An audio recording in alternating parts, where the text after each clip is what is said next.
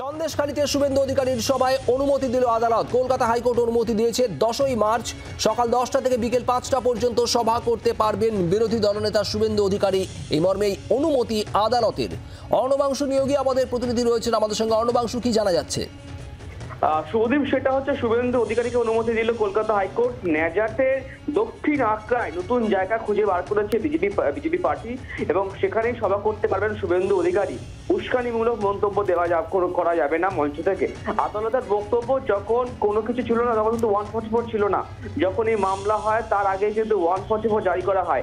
ইন্টেনশনটা কি, উদ্দেশ্যটা কি, রাজ্যের উদ্দেশ্যে প্রশ্ন করেন বিচারপতি এবং দেখা যাচ্ছে এই বক্তব্যটি রাখার পরেই কিন্তু অনুমতি দেওয়া হয় এবং আগামী 10 তারিখে শুভেন্দু অধিকারী সভা করবেন ন্যাজাটের দক্ষিণ আক্রায়, এমনটা আদালতের নির্দেশ। অর্ণবাংশু, ধন্যবাদ। আপনাদের আরো একবার জানাবো, 10ই মার্চ সকাল 10টা থেকে বিকেল 5টা এই সময়ের মধ্যে সভা করতে পারবেন বিরোধী দলনেতা শুভেন্দু অধিকারী। নতুন করে জায়গা বেছে নেয় বিজেপি। ন্যাজাটের দক্ষিণ আঁকড়া, এখানেই সভা করবে। কলকাতা হাইকোর্টের অনুমোদন মিলেছে। সভা থেকে কোনো উস্কানিমূলক মন্তব্য করা যাবে না, শর্ত দিয়েছে আদালত। এই মুহূর্তে আমাদের সঙ্গে টেলিফোন লাইনে রয়েছেন তৃণমূল নেতা অরূপ চক্রবর্তী। অরূপবাবু, 10ই মার্চই যেদিন ব্রিগেডে বড় জনসভা তৃণমূল কংগ্রেসের, সেদিনই সন্দেশখালীতে সভা করবেন শুভেন্দু অধিকারী। আদালত অনুমতি দিয়েছে, কি বলবেন? ছোটবেলায় দেখবেন বড়লোক বাবার বকাটে ছেলেরা থাকতো, যারা পরীক্ষায় ভালো রেজাল্ট করতে পারতো না, তারা গিয়ে বাবার কাছে ন্যাগিং করতো যে স্কুলটা ভালো না, আমাকে অন্য স্কুলে ভর্তি করে দাও, এই স্কুলে আমি পরীক্ষায় ভালো রেজাল্ট করতে পারবো না। শুভেন্দুকে 10 তারিখে কেন মিটিং করতে হবে? কারণ এর আগে আপনারা দেখেছেন 21শে জুলাই ওকে মিটিং করতে হতো, হাইকোর্ট সেবার ওর কান মুলে দিয়েছিল। এবার ওকে 10 তারিখই করতে হবে, কারণ ও জানে বাংলার যে লক্ষ লক্ষ মানুষের গর্জন ব্রিগেড থেকে উঠবে মমতাদির নেতৃত্বে, অভিষেক ব্যানার্জির সেনাপতিত্বে, সেই গর্জনে শুভেন্দুর নাটকবাজি ধুয়ে মুছে সাফ হয়ে যাবে। সেই গর্জনের আভাস পাচ্ছে বলেই আজকে রান্নার গ্যাসের দাম 100 টাকা কমানোর নাটক করতে হচ্ছে।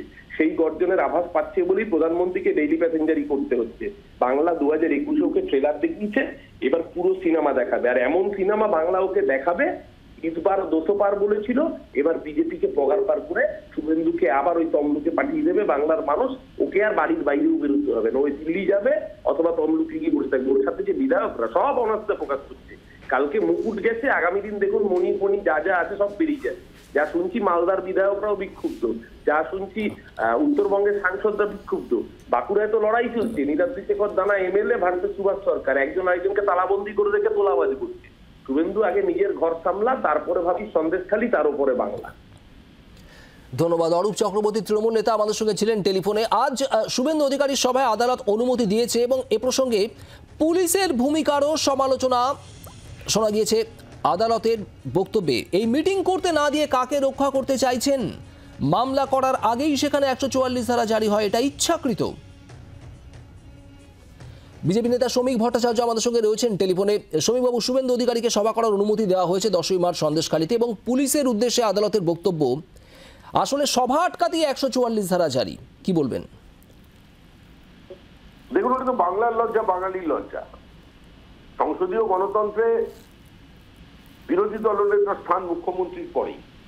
যে রাজ্যে বিরোধী দলনেতাকে সভা করবার জন্য হাইকোর্টের অনুমতি দিতে হয় এবং কোর্টের সিদ্ধান্তের পরেই সেখানে 144 ধারা বাতিল হয়, সেখানে কি গণতান্ত্রিক ব্যবস্থার কোনো কিছু আর অবশিষ্ট আছে? পশ্চিমবঙ্গে এই মুহূর্তে সমস্ত প্রতিবাদকে বাজেয়াপ্ত করে ফেলেছে তৃণমূল কংগ্রেস সরকার, একটা অঘোষিত জরুরি অবস্থা। এর মধ্যে সরকার চলেছে। তবে যাই হোক, শুভেন্দু অধিকারীর সভা হোক বা না হোক সেটা বড় কথা নয়। সন্দেশখালীতে আগামী নির্বাচনে তৃণমূল কংগ্রেস ওখানে বুথে কোনো পোলিং এজেন্ট বসাতে পারবে না, এই ব্যাপারটা নিশ্চিত থাকবে। ধন্যবাদ। শ্রমিক ভট্টাচার্য বিজেপি নেতা আমাদের সঙ্গে ছিলেন টেলিফোনে।